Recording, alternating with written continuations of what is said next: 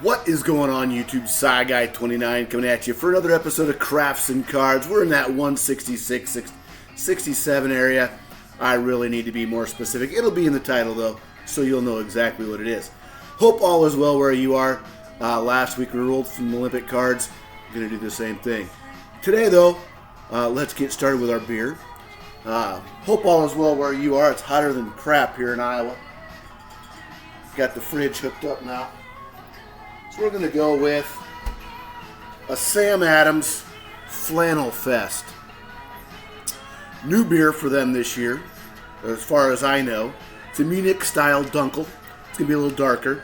Love this time of year for beer because malty beers, hops are a little bit on the out. It's getting colder, a little thicker. My kind of beer. So, says featuring robust notes of toasted bread and caramel, balanced by a light floral hop aroma. This classic German-style Dunkel, with a paired with a flannel, will keep you cozy during your coolest of beer season adventures.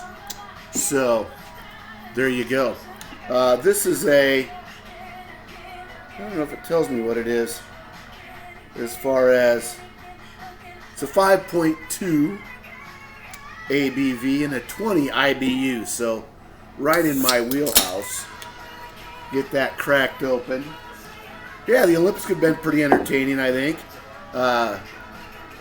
Oh, beautiful caramel color. Look at that. Oh, good stuff. We'll put the can. Cool can. Got the flannel and the orange. It's a good look. We'll put that back there. I have not tried this, so this is the maiden voyage. Smells caramely. That's a good sign. Cheers.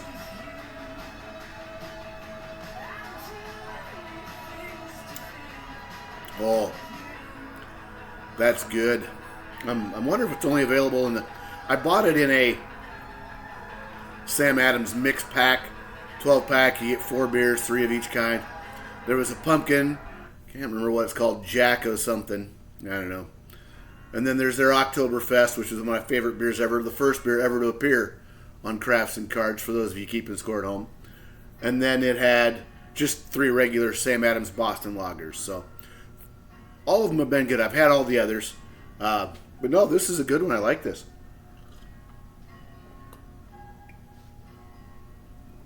A little bit of light there. Do it a little better for you. Yeah, there you go. Not too dark, but that nice roasty color. So, with it still being the Olympics, I thought, why not do some more Olympic cards? I have more. And I bought this set at a garage sale many years ago. History's Greatest Olympians. And it's kind of a misnomer. It's from '83. A company called Finder Image International. Licensed by the LA Olympic Committee. So it was in accordance with that. And got this card from there. This one's autographed. This is Ben Peterson. He was a wrestler for Iowa State. Won a gold medal in '72 in Munich. I think he was a gold medalist. Light heavyweight gold medal. Freestyle wrestling. Beat Russ Hellickson in the Olympic trials. And then beat the Soviet Gennady Strakov. Peterson's older brother John was the silver medalist in the middleweight class. So there's Ben Peterson. You see it signed up there. Very good, excuse me, TTM signer. We're going to skip that set for a minute, go to another Iowan. And this is Lolo Jones. This is from the Sport Kings. I don't know what year this is. But she's a Des Moines native. Ran her collegiate track at LSU. And she's one of the few women to ever compete in both Winter and Summer Olympics. One female to do that. She was a bobsled participant as well as a 100-meter hurdler. So I have another card, and I mentioned her last week, and that is Doreen Wilbur. And she was in this set that I'm going to share.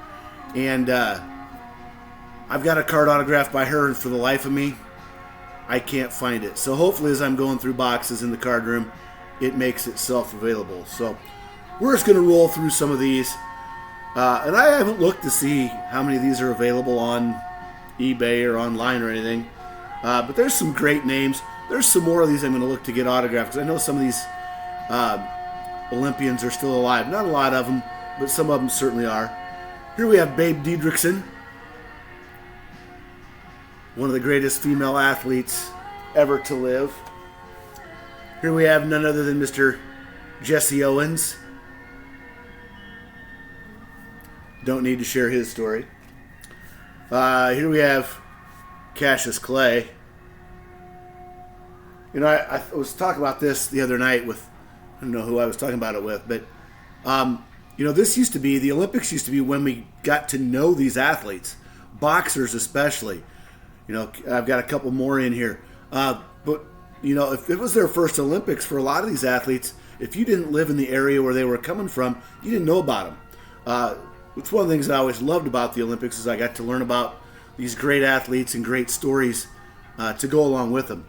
Here we have Wilma Rudolph, rocking the scarf there. Another boxer, Joe Frazier.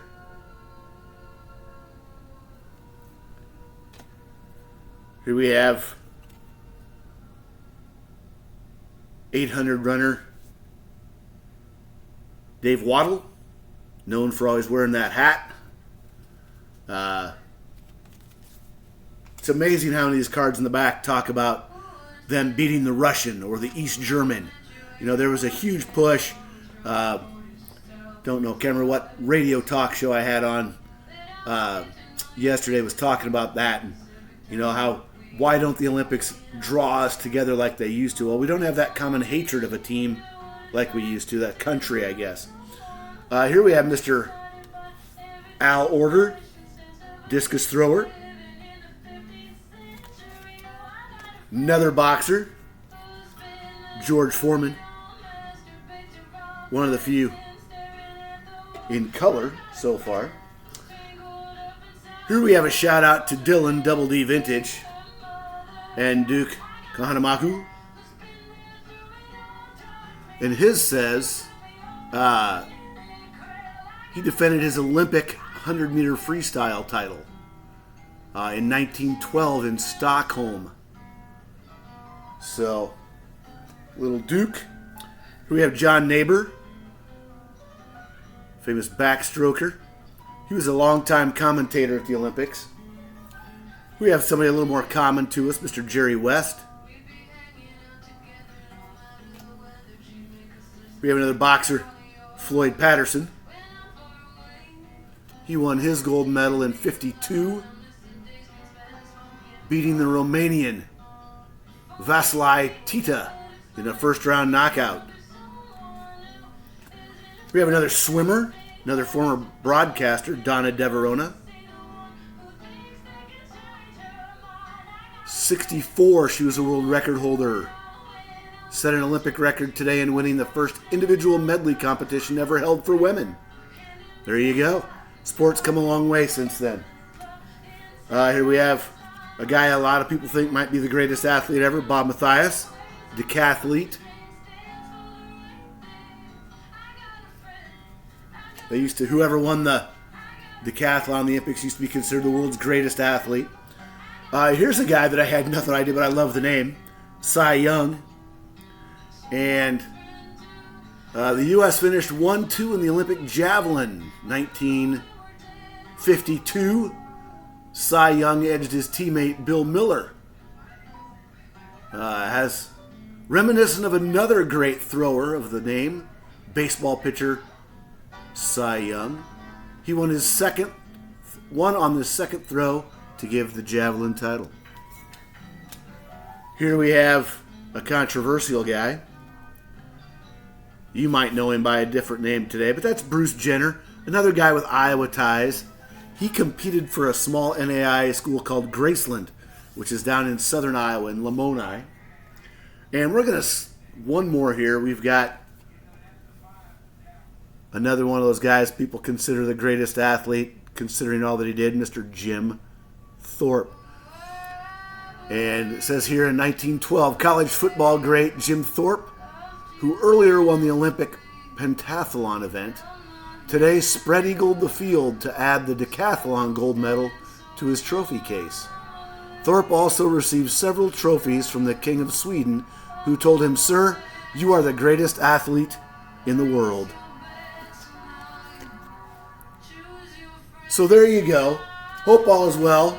Hope your baseball team isn't the White Sox, because my God, are they terrible. Oh, it was great. I actually got to watch part of the Twins over the weekend because they were playing the White Sox, and on there, it's on cable, so it wasn't blacked out, or on satellite, but or streaming, whatever the hell you want to call it.